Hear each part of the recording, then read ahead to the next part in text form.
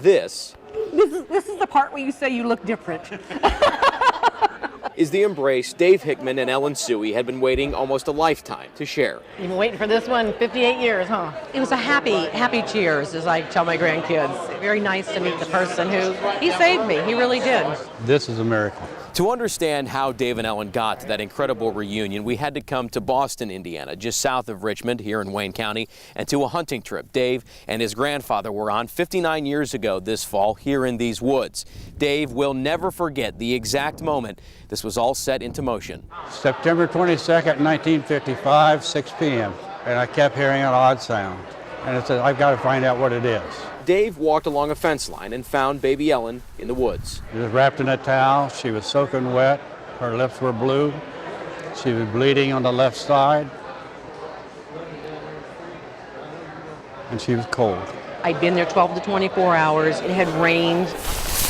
We were with the two today as they returned to the spot where Ellen was found in the woods at Boston. I was on that side. On that side of the fence. Your head was here. Dave and his grandfather took baby Ellen to the hospital. She was nursed back to health, and Dave saw her one last time before she was adopted 3 months later. They handed her to me and said, Dave, we brought her to you to say goodbye. And I think they did that to give me some peace.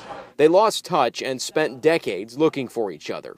They finally reconnected last December, but this week was the first time they've met in person since that fateful day in 1955. Ellen calls Dave a hero for the life he gave her that now includes a husband of 19 years, children, and grandchildren. If he had not found me, I would have died. In my heart, I really believe I was sent there to die. I'm not a hero. I was honored that God used me to find her.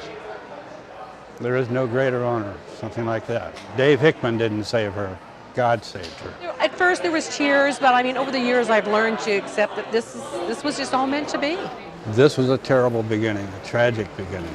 Someone trying to kill a baby, but it ended up in a fairy tale with an extremely happy ending. In Richmond, I'm John Bedell, News Center 7.